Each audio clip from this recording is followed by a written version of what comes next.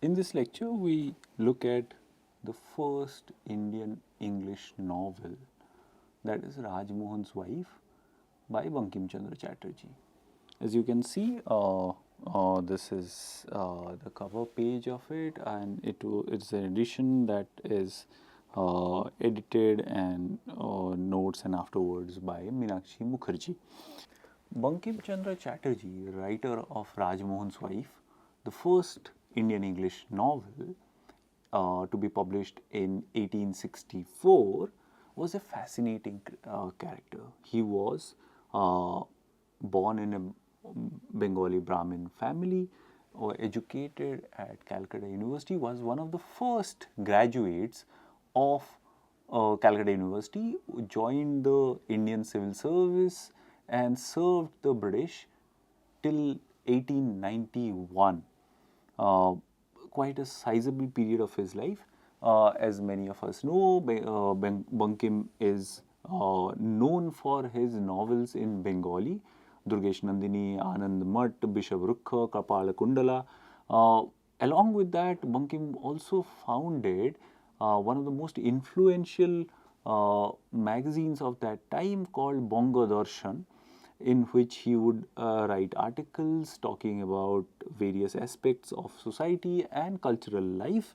Bankim was is thought of as the leading figure of the Bengal Renaissance.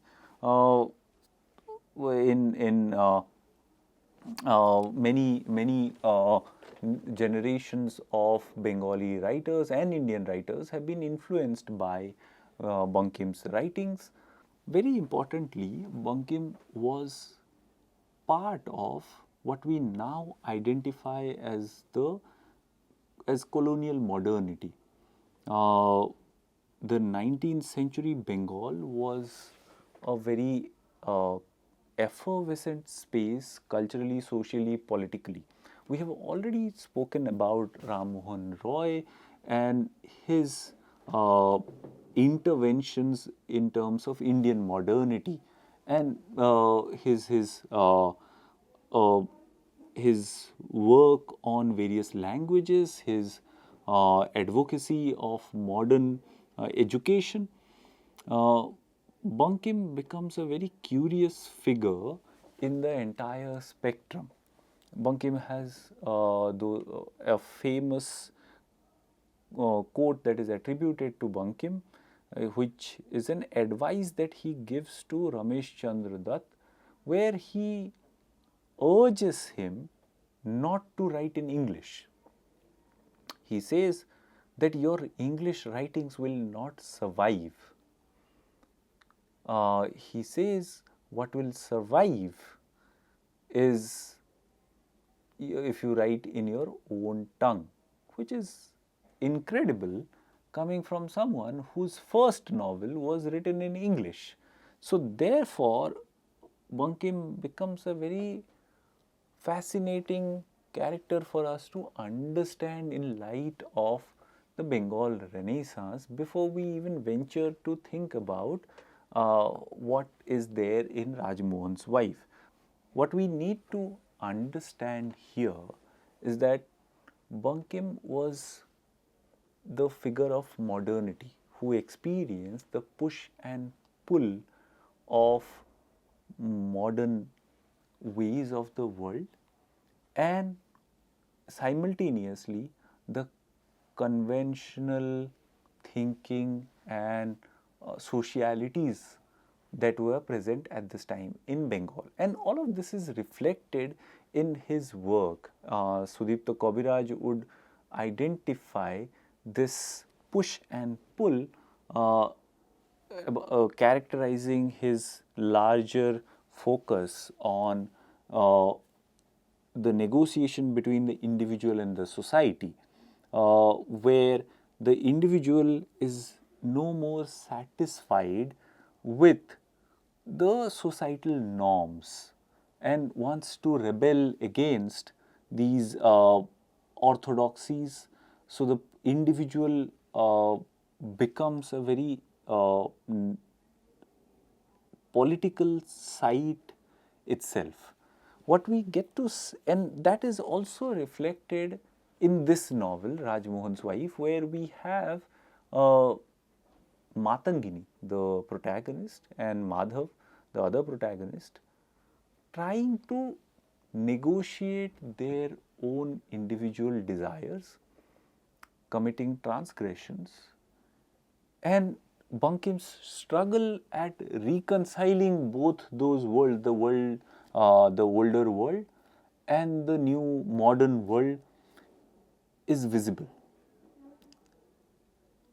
This novel probably cannot reconcile those two worlds, but in the later novels, he finds a much better way of articulating those concerns.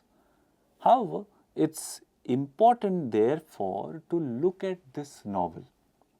Important, therefore, to look at this novel not only as the beginning of a literary giant. We get to see his fumbling steps, and then like the initial attempts at thinking about novel in India, but we also get to see what Bankim would go on to become, and many of those strands are here in this novel. So therefore, this novel gives us a very good entry point, not only to Bankim's literary career, but also to the Indian English novel as such.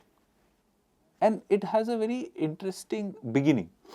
As I said, Bankim writes this in 1864, his first novel, but we don't get to know about this novel because somehow this is lost. 1864, this comes out serialized in Indian Field, a small circulation journal edited by Kishori Chandra Mitra, who is also a fellow civil servant. Somehow, he lost his job around 1858. Now, we don't know why Bankim wanted to publish in this journal. Why did Kishori Mitra lost his job? But these were not available till 1935, when Brajendranath Banerjee locates some of these chapters miraculously. All but the first 3 chapters are recovered, and we then have a retranslation, because Brajendranath Banerjee says that he found a translation of this novel, Rajmohan's Wife, done by Bankim in to Bengali in some other place. We'll read the preface, which is, and then Brajendranath Banerjee retranslates or back translates from Bengali into English first 3 chapters, and then puts them together and publishes in 1935 Rajmohan's Wife in English. Subsequently, it was included in the volume 3 of the collected works of Bankim Chandra Chatterjee, Bankim Rachanavali, edited by Jogesh Chandra Bagal, and published by Bangiya Sahitya Samaj in 1969. Let's read the preface by Brajendranath Banerjee to get a better idea. Banerjee says that the text was a coincidence, a happy coincidence that he chanced upon. He says that the journal Indian Field is not available, was not obtainable, and so much so that people had almost forgotten that Bankim had written this novel. And he says that his biographer also said that he has not completed it, but by a happenstance of a mistake of a binder, what happens is that he chances upon these issues of Indian Field. He says uh, that he was consulting another paper called Hindu Patriot, and for that year of 1864 he wanted to look at the volume of it, but with this volume of the Hindu Patriot was found bound by chance all but 3 of the issues of Indian Field in which Bankim's novel had appeared. We'll come back to what this means and what this can mean, and then he says that what happens with those 3 missing chapters. As regards the 3 missing chapters of Bankim's original, it has been possible to substitute them for a version as close to Bankim's own as could be desired. At a later period of his life, Bankim himself had begun to prepare a Bengali version of his first novel, but he did not proceed further than the first 7 chapters of the English original. This fragment was completed in its own way by his nephew, Mr. Sachis Chandra Chatterjee, who did not know that the fragment was actually a Bengali rendering of the English original Rajmohan's Wife. He, on the contrary, believed it to be an entirely new work and gave to the joint production the name of Vari Vahini. It is by means of translation of first 3 chapters of this Bengali book that the missing beginnings of Bankim's English novel have been supplied.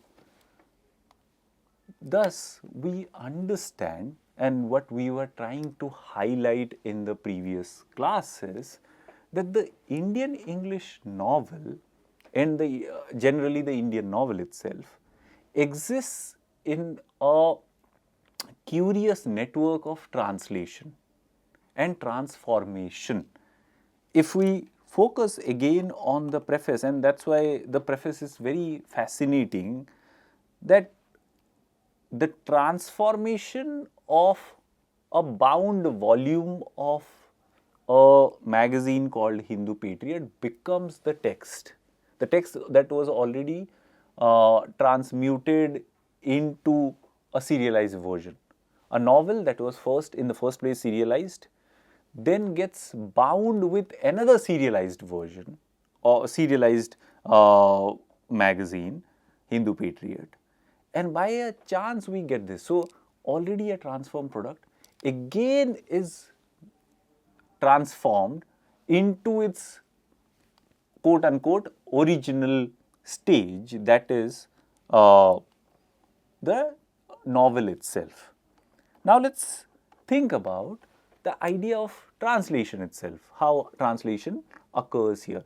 As we were talking about in the last class, one of the major points to remember in 19th century, and especially about people who are writing the novels in various languages at this point in India, that all of them are multilingual. All of them are translating the novel into their own languages, because and their ability with language is very evident because they are well versed in the Sanskrit aesthetic tradition.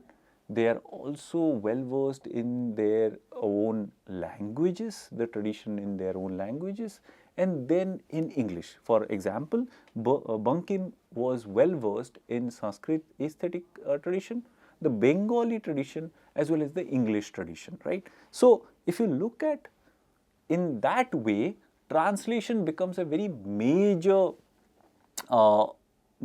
factor in Indian writing in English and Indian novels in English itself. We'll have more reasons to talk about and more occasions to talk about translation and its importance throughout the examination of this novel.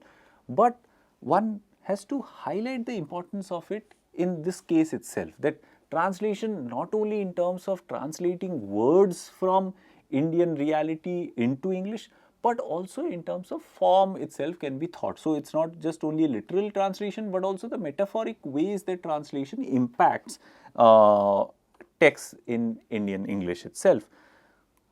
And here in this case, translation comes up in a very different way, that Bankim himself had started translating Rajmohan's Wife into Bengali. So thereby attesting to his multilingual nature, and that forms and experiences, how they can be translated into different language and their realities.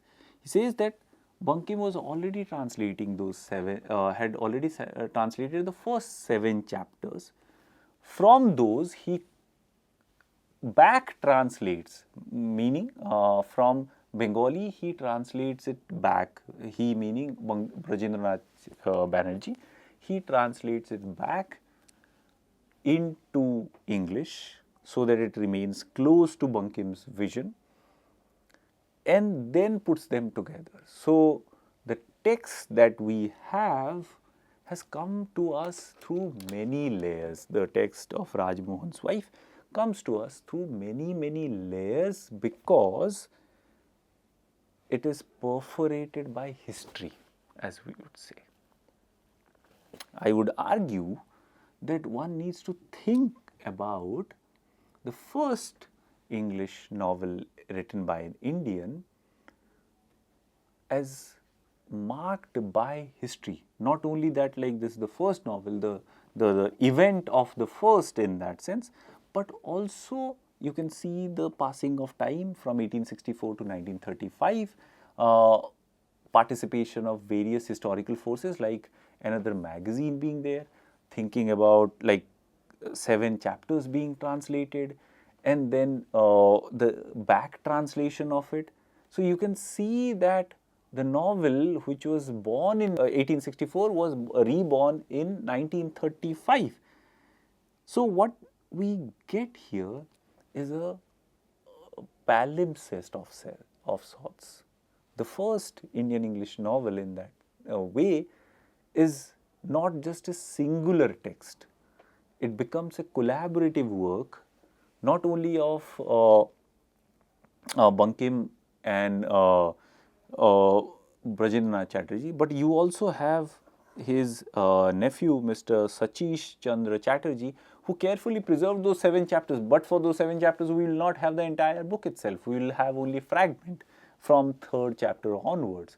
So we have editors, writers, and biographers putting together various parts of the book, and that's why I am arguing that it's perforated by history, it's marked by history itself, and we then get a hybrid text, because this text is marked by the multilinguality of India, that we have English, we have Bengali, and we also have the Sanskrit idioms that will come through the chapters that we will see.